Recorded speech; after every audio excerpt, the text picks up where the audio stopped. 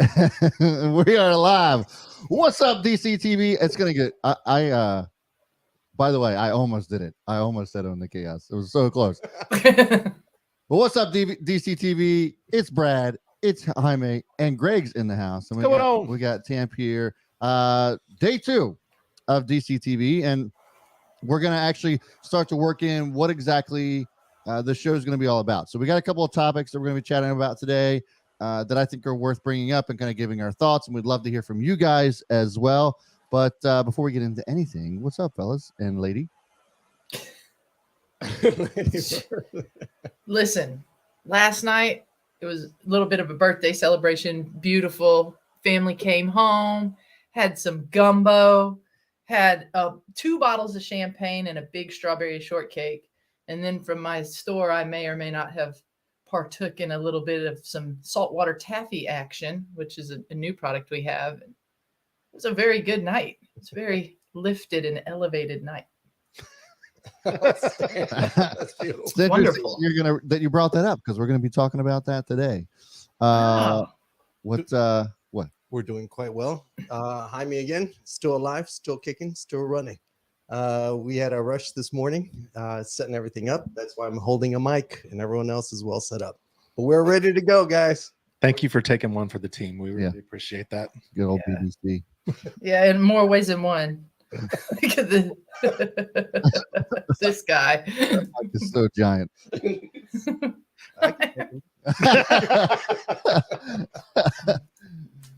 It's been good for me too. Had a pretty good stream yesterday on Own the Chaos, and we're gonna get back at it today.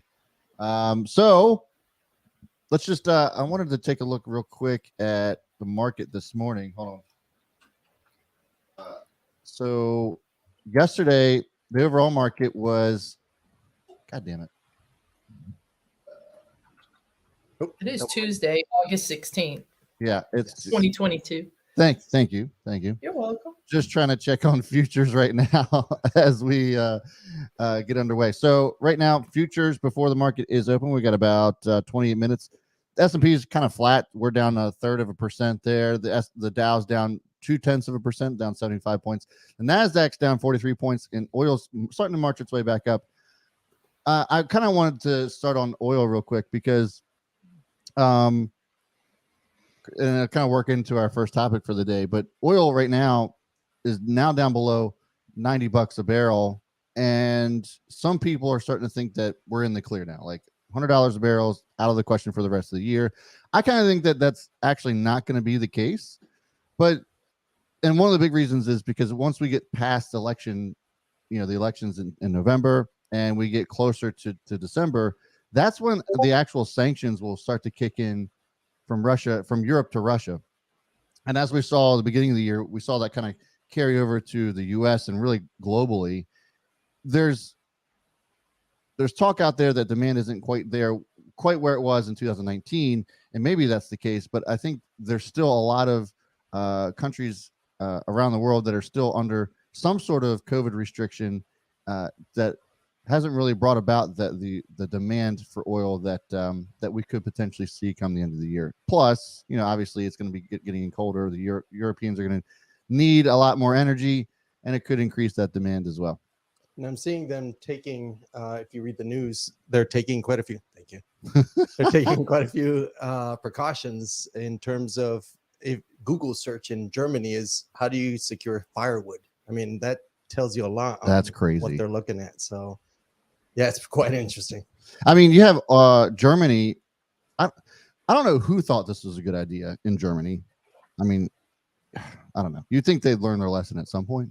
Like they just look back in history and be like, hey, we fucked up before. Let's not do that again. But they literally have one giant pipeline of natural gas coming to their country, and it all comes from Russia. Like, who thought that was a good idea? I mean, even if we're the U.S., right, and we don't have any natural gas in the U.S., I'm not getting all of my natural gas from just Canada, even though they're Canada. I'm finding other ways to get into my country, and so that is one big problem that Germany is going to be having come wintertime, because Russia has already started fucking around with that pipeline. Absolutely, for sure. Single point of failure. It's brought down many a good man and many a solid country. Single point of failure. Absolutely mind blowing. Which leads me into the first topic for the day, which comes from Stellantis. Are you guys familiar with who Stellantis actually is? Go ahead. We know. Nope. Nobody knows who Stellantis is, but they're essentially Fiat. The Italiano. Yeah, the Italians. So Fiat, if you guys don't know, has owned Chrysler since the 2008 crisis when they all went under. They actually ended up saving Chrysler Corporation, and so that's basically if you're running around a Chrysler. I have a Jeep Gladiator. I know that Peter Saddington has a Gladiator as well. They're all Fiats.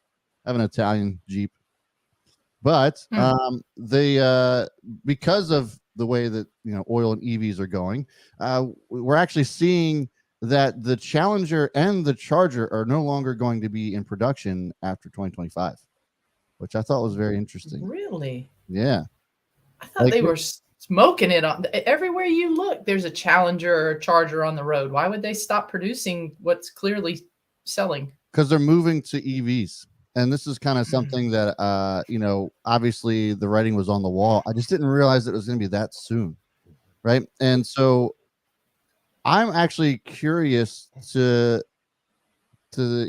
see how this all plays out, because Tesla, obviously the big dog on campus when it comes to EVs, and actually Tesla was second only to Toyota in the state of California last quarter in total sales, not just EVs, vehicle sales. And so I'm almost wondering if Stellantis is actually way behind the 8 ball, and if they're actually going to be able to compete with something like a Tesla, and Ford is right there on the EV front as well.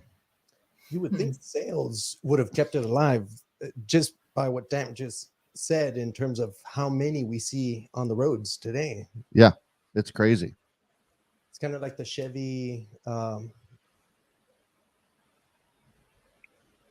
pickup truck, the Avalanche, which I deemed it was quite popular, and all of a sudden it was killed. That was the ugliest fucking truck. That was a piece of shit.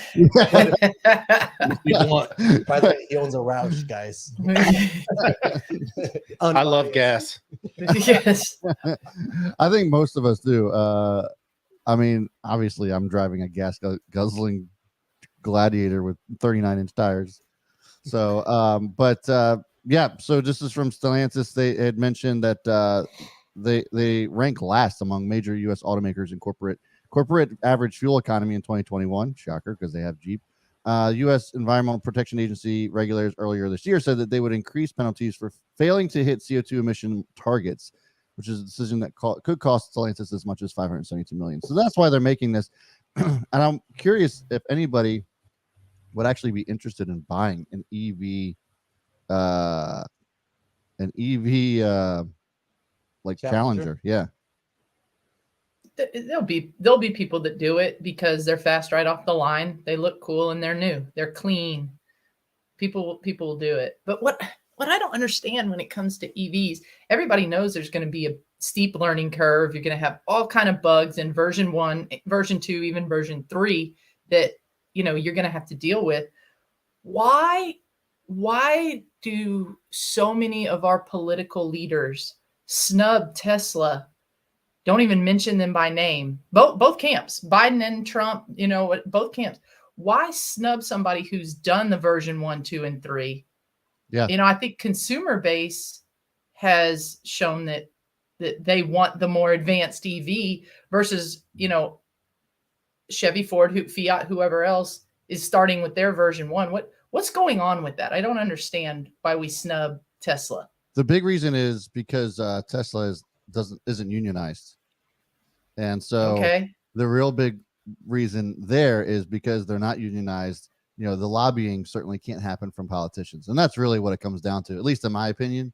And Elon just refuses to play ball, which I'm good with, and that's why I love it.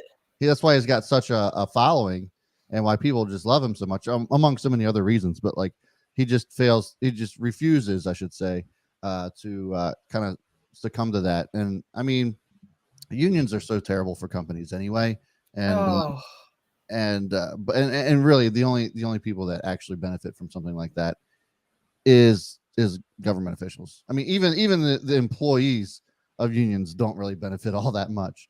So so that's one big reason why Elon Yeah, gets speaking from experience on that one, I was unionized when I was a police officer, and it was great for the individual, terrible for the organization and overall goals. It's terrible. Yeah. You have to be some sort of nonprofit to even sniff at a union working. And even when you do that, morale inside of a unionized organization is garbage. You have to turn into a robot, go in and do the minimum and go home.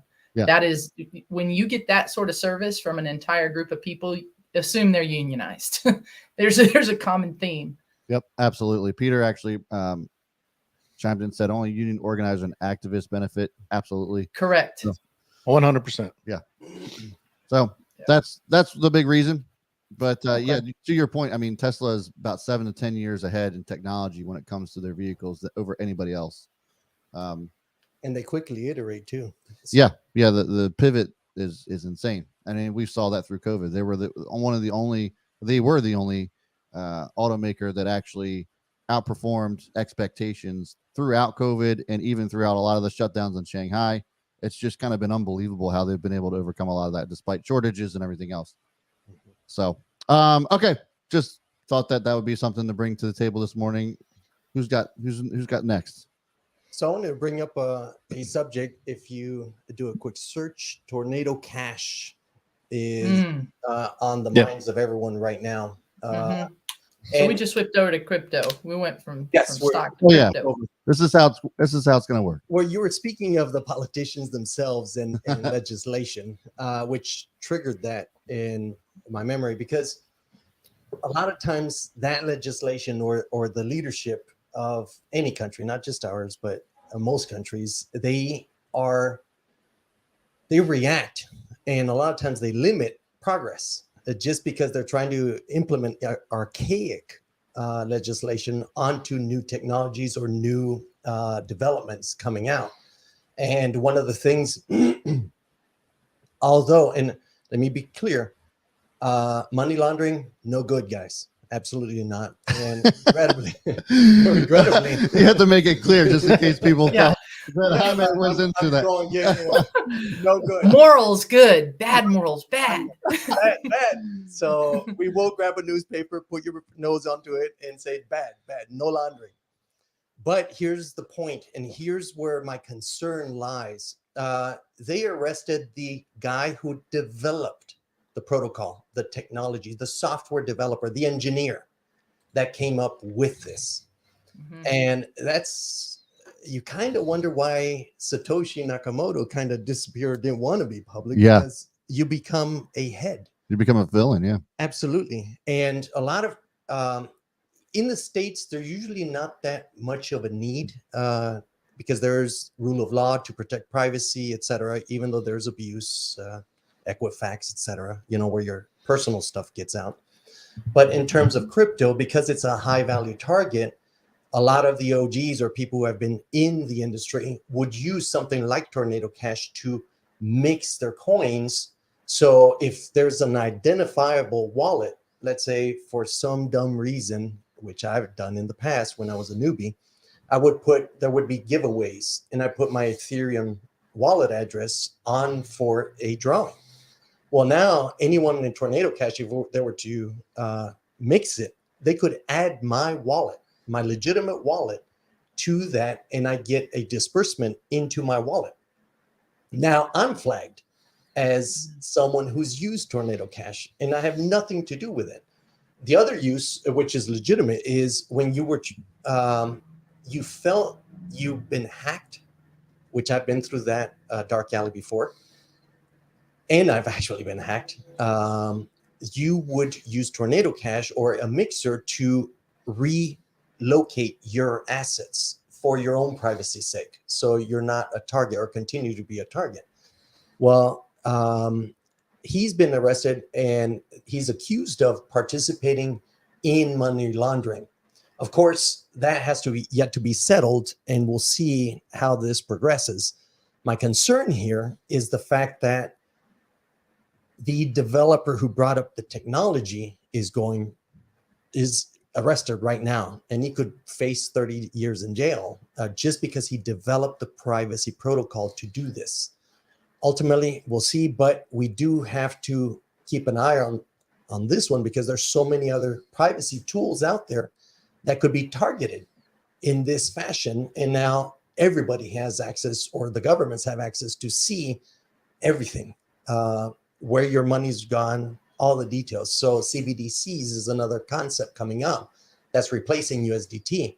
And they have full visibility of what wallets, what the distribution is. And this is for another subject, but that's one of the things I wanted to bring up in terms of where this is going. Right. I mean, and for those that don't know, this is a really big deal. Tornado Cash is a cryptocurrency protocol, like Jaime said. It's just a protocol where you put your address into it. It mixes up your cash. So basically that it spits out an unidentifiable wallet on the back end. You use it for a number of reasons, like Jaime mentioned, but there's just general privacy reasons why you would want this. I don't need the government or anybody else to know that I just spent $250 at Adam and Eve XXX store. They don't need to know that I spend $1,000 a month at a grocery store, or that I, go to Victoria's Secret, once a month. It's just, you just don't need to know that, right? All her secrets are out, by the way. Exactly. Yeah. So the problem with this is that you're seeing government intervention shut these type of privacy tools down, arrest the code maker, which they're starting to show their true colors, government and officials, because they're trying to do the same. This is like arresting the CEO of Ford because somebody stole a vehicle, got drunk, drove it through a building. So you arrest who made the car. They're trying to do it with firearms. Okay. They're trying to villainize firearms. They're villainizing it with our money. The IRS wants to see everything now. It used to be with transactions below 10 grand didn't have to be reported. Now it's $600. So you see parallels in other areas that Tornado Cash is just echoing this trend of your privacy is quickly melting away. Hence why crypto is so important these days, because with other digital forms of money that you have to use a bank, you have no privacy. They're going to know that I spent $250 at Adam and Eve XXX. They're going to know it. So this is a big deal where the government's trying to villainize people who simply gave you a tool that someone else misused. I mean, come on. Yeah, progress is going to be stopped in its tracks with these types of sanctions or actions without true justification. Go after the launderers. Go after the ones that are acting incorrectly. Unless I want to shut down your entire protocol, because it's not about the bad actors anymore. It's about normal, everyday people. Yep. The government doesn't want them to have autonomy. That's what it's really about. And unfortunately, the engineer who wrote the code for Tornado Cash is the scapegoat who's taken the hit for everybody, although he did nothing wrong. It's an assassin, a Julian. This is in the US, right? This is he's at the Netherlands. Mm-hmm. Okay. So sure is. Well, what happened was it the Treasury Department that declared it? OFAC, I think, is the acronym. I thought you were just yeah. Like that's a weird way to say OFAC. Weird. Sorry, I'm imported. Exactly. ESL. It's not how you say that, Jaime. Yeah. All right. So they were identified by one of our government's agencies as a person of interest, and declared Tornado Cash as a laundering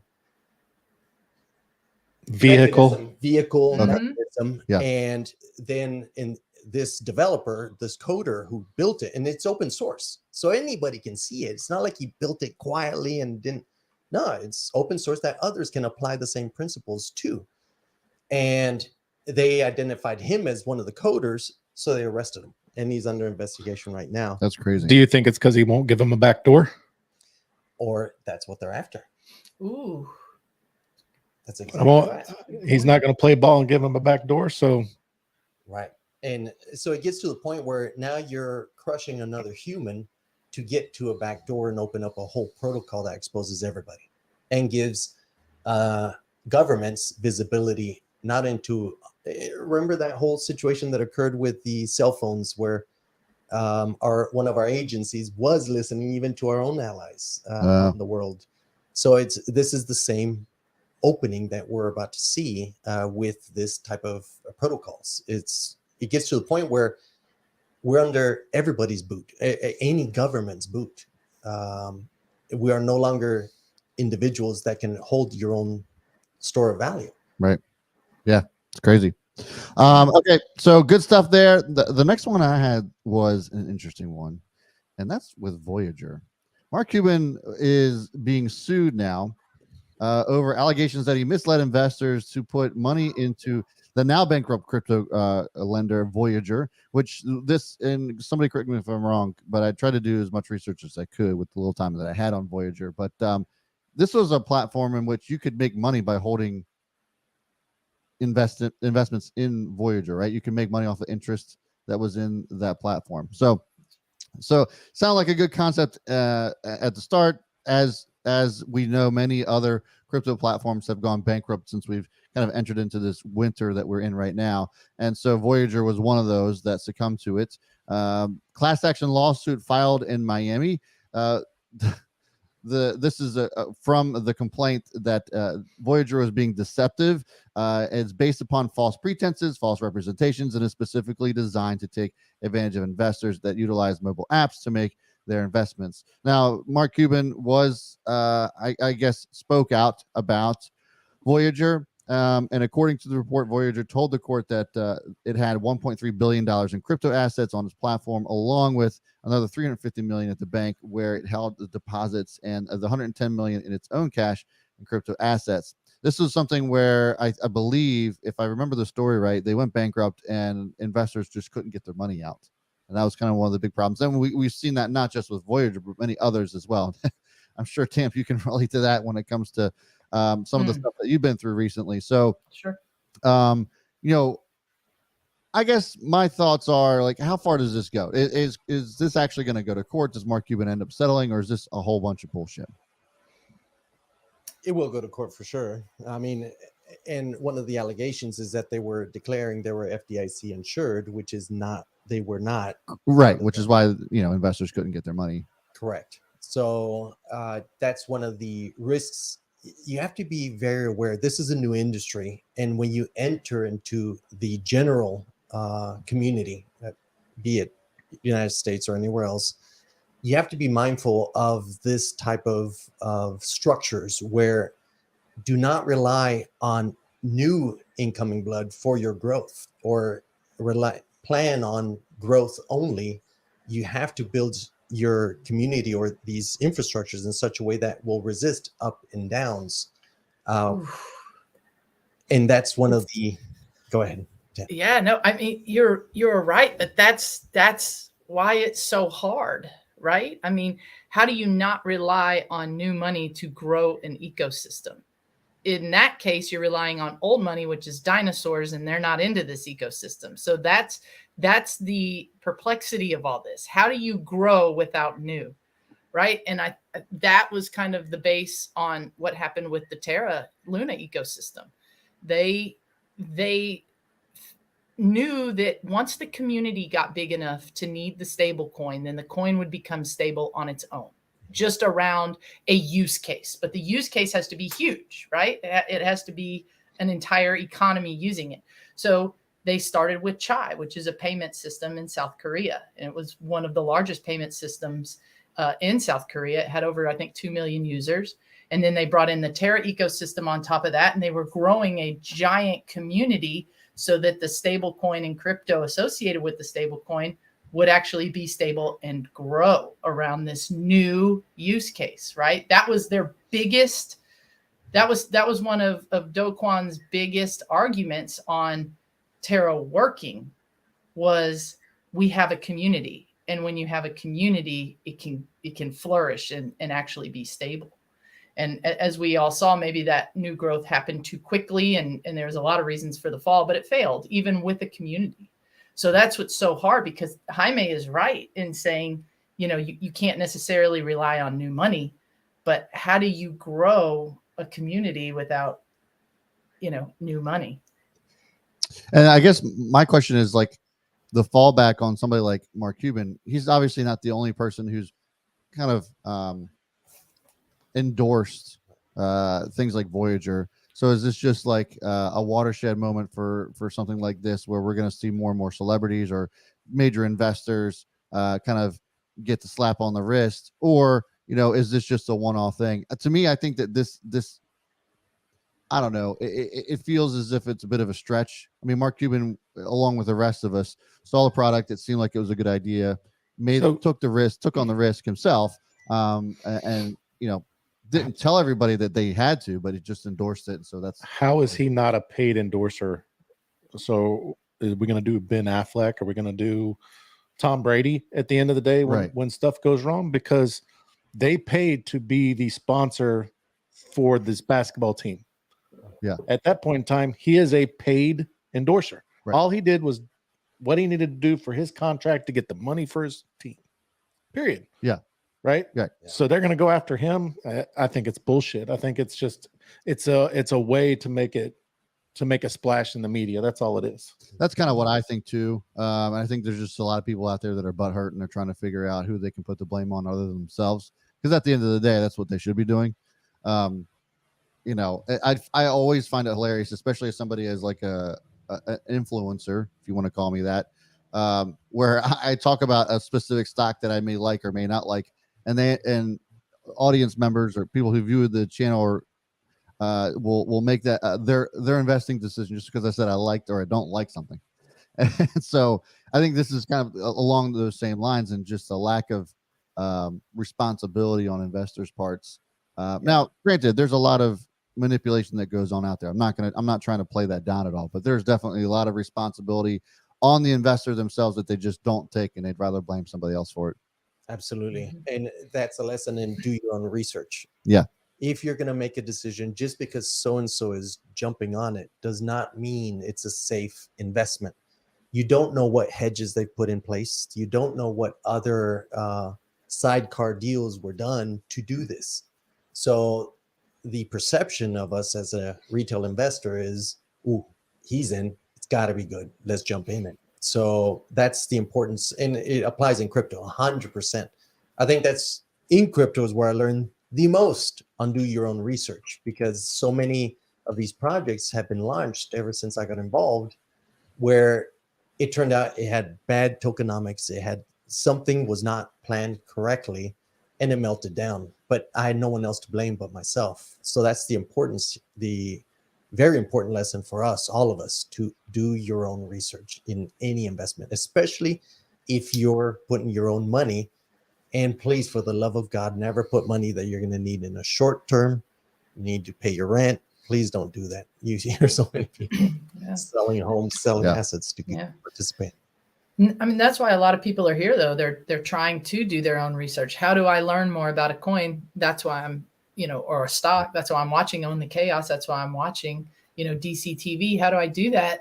So when Brad said, if I say I like a stock, that shouldn't trigger, let me buy it. That should trigger, like Jaime said, let me research this more. I need to learn more. And a big part of that, step one, if you're going to invest in something, if you have not read the white paper on that stock or that coin, you have no business pulling your wallet out, period, full stop. And that's something we'll talk about with Bitcoin too today. Like, don't tell me you're ready to buy Bitcoin when you haven't read the white paper. I didn't say understand the white paper, because they can be very difficult to understand. There's math equations everywhere. They can be hard. But if you have not read a white paper, please do not come to me when you lose your money and say, I didn't know, or Brad said he liked it. Do not do that. So let's start there. Okay. We can use these type of shows to garner interest in a certain coin, but do your own research means read the white paper first. Absolutely. And the white paper, you can go to bitcoin.org. .org. The other one is not Bitcoin. .org. Is where you can get the actual Bitcoin white paper in quite a few languages also. So please, and for my Latinos out there, por favor lean el papel blanco de Bitcoin en bitcoin.org. And aparece ahí en español también. Let's switch back. Nice. Well, that was impressive. All right, so the markets are officially open at it's 9:30 Eastern time. S&P opened the morning up slightly in the red. It looks like we're starting to actually trend to the upside. So that's only down around 9 points. At the beginning of the show, it was down around 12 or so. The Dow's up or down 33 points. That was down 44 at the start of the show. And then the NASDAQ is also moving up too. The Russell actually just turned green. So that's very interesting. I thought it was also very interesting that Bitcoin is slightly in the red. We're down around 167 points, but the meme coins or the riskier assets are actually taking off. So Shiba is up around 4% right now, but Doge is up almost 14%. Doge is up 14%. You know what the crazy part about Doge is? It's outperformed Bitcoin and Ethereum over the last 5 years. If you really want to get, if you invested $1,000 in Dogecoin in 2017, it would be worth 50 grand. If you hold it, that's like saying, oh, well, if you bought Bitcoin in 2009. I'm glad you brought that up. If you bought Bitcoin in 2017, you'd only that $1,000 would only be worth $5,525. Ethereum, same thing, $5,700. So and now Dogecoin is up 14%. I have no idea why it's been making such a move. Ever since June, Dogecoin has been going off. And really Bitcoin's been moving as well, but not like that. I don't know why. I wish I could like say, hey, this is why it's moving up, but I really have the slightest idea. Once you see the following, like Tamp said, and so many people say, the community is just so inorganic. I saw something. It drives me nuts.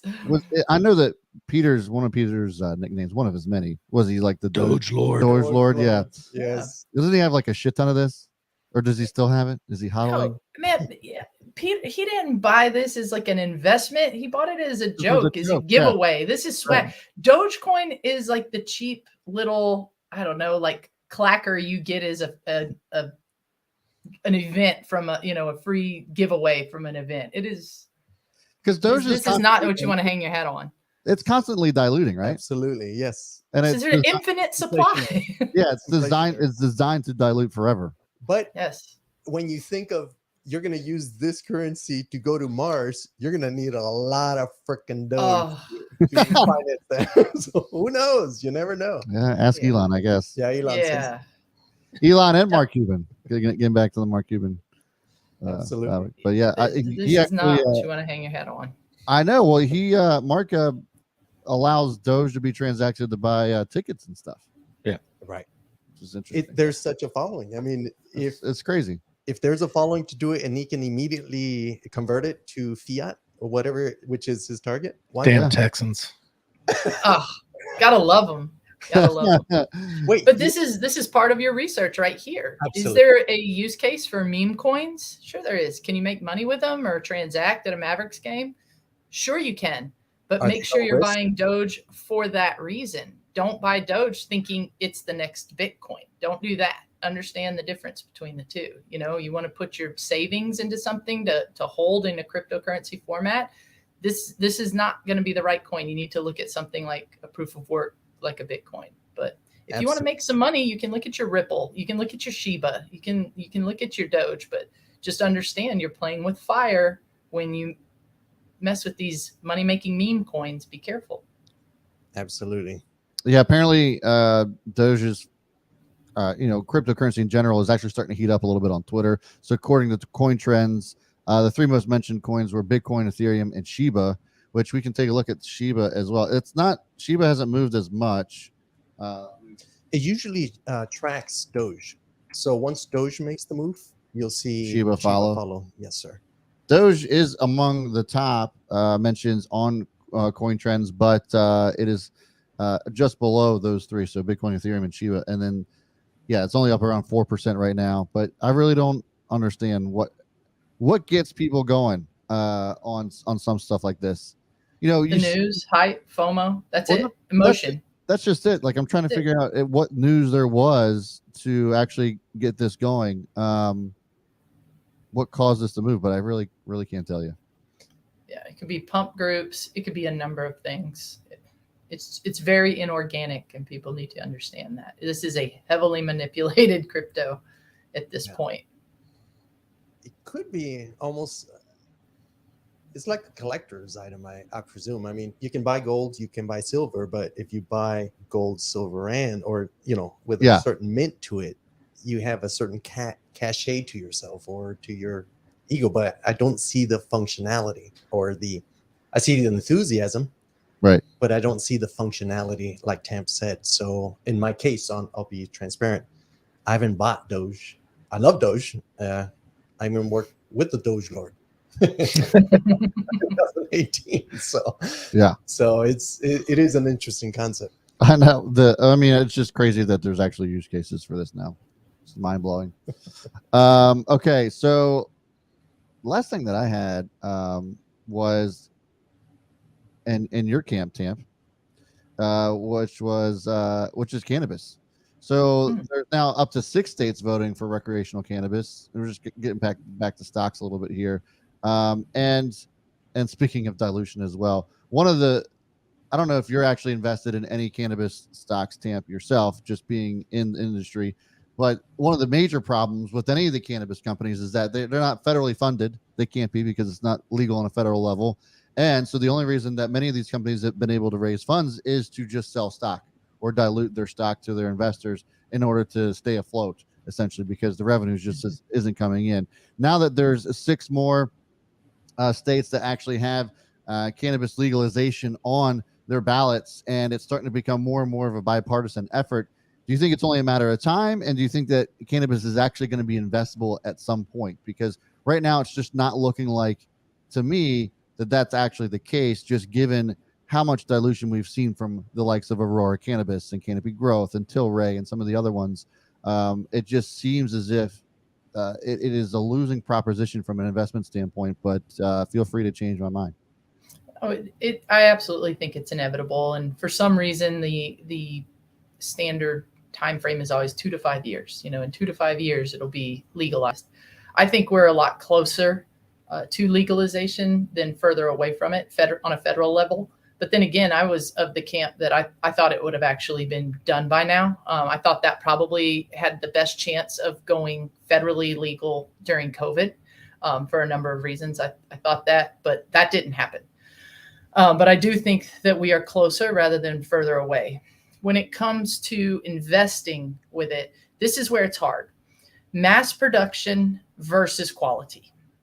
If you want to mass produce cannabis right now, today, you have to have extremely expensive equipment, and the quality from mass production is going to go down to the point where people are like, this is not even anywhere near that medical grade stuff that I had in Colorado or California or whatever. Okay, true statement. But in order to get that medical grade, your quantity has to go way down. It turns into like a craft brewery versus a mass produced brewery. Now you can make the good stuff in much smaller quantities, and you still lose because you can't get product out to enough people to truly make the investment and everything float, right? So that's your problem. Good quality, which is something that you want in a item like cannabis, not mass produced. If it is mass produced, it's subpar at best. Noticeably, even to the average user, it's noticeably not as good, not as effective. Kind of get a hangover from it. That's not right. So all that to say that I think some of the people, the players that have the best chance of actually being investable are your Marlboros, are your Winstons, your big tobacco companies that already understand DC from tobacco. They have a lot of the equipment and or land and or facility already in place from tobacco, and they're willing to front the money in R&D to switch that kind of stuff over to cannabis and actually support a decent product at a mass production level. So I think it's going to be hard for just somebody that we don't know, an up and comer, to really float a true investment at a mass production level. It takes too much money. So Okay. sorry. How many states do you think need to legalize it before the federal gets on board? I think we're already there. I think you can't deny it. When a state like Oklahoma is absolutely destroying tax, they bring in funds from cannabis, and it is absolutely overshadowing a state like Texas in the amount of tax funds brought into Oklahoma. Texas can't ignore that. Since when? Since when does Oklahoma bring in more money than Texas on a commodity? Right. So Right. I think we're already there. I think we were there when really Colorado and when California legalized it, everybody was like, oh, that's just California being California. They're just different. They're eclectic, whatever.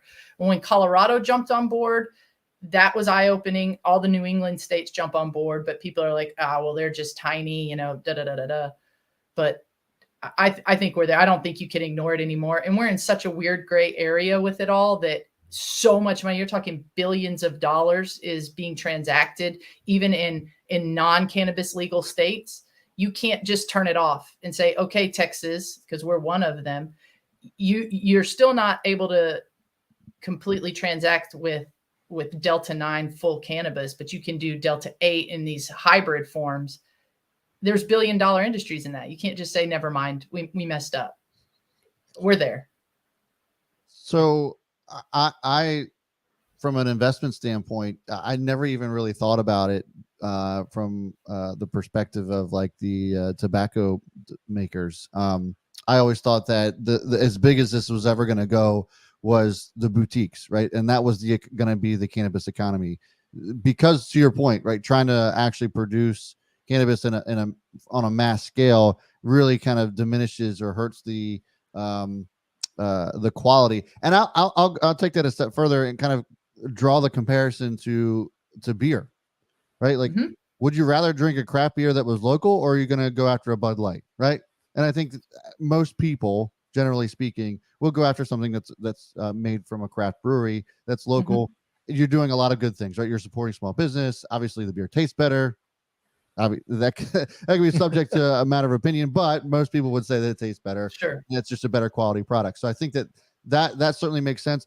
There is a stock out there that I think that if you guys would be interested in looking at, and I actually was looking this up as Tampa was talking, is Philip Morris.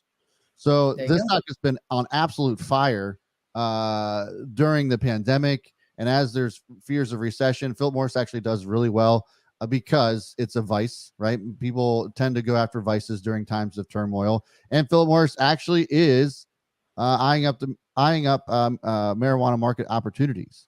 So to your point, Tamp, this actually is happening.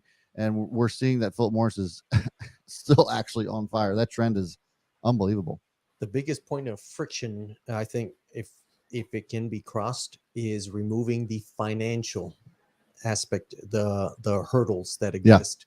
The moment you put your cash in a bank instead of having to have cash, or it being blocked that way, now institutions would be able to invest in it, and if quite a few other things open up. So I think the floodgates at that point would open. Yeah. And it goes back to what we talked about even with EVs. The number one and the number two opponents of THC legalization in the state of Texas: number one, big pharma; number two, privatized prisons. Two entities that make a ton of money on ailments and illegal activity, right? So you introduce a product via THC that can help a lot of people with ailments, and you legalize something that you can get thrown in jail for today. No wonder they were number one and number two. So it goes back to lobbying. It all goes back to money. Ladies and gentlemen, it all goes back to money. Yeah. And the government could stand to make a shit ton of money. Right? Exactly. But they got to deal with somebody in their ear, big pharma in their ear, or, politics in their ear. Don't you dare shut down my prison, or, that's all privatized. So good luck. It's not a simple thing where, oh, hey, let's just legalize this today. There's politics in that are far greater than any of us could ever imagine.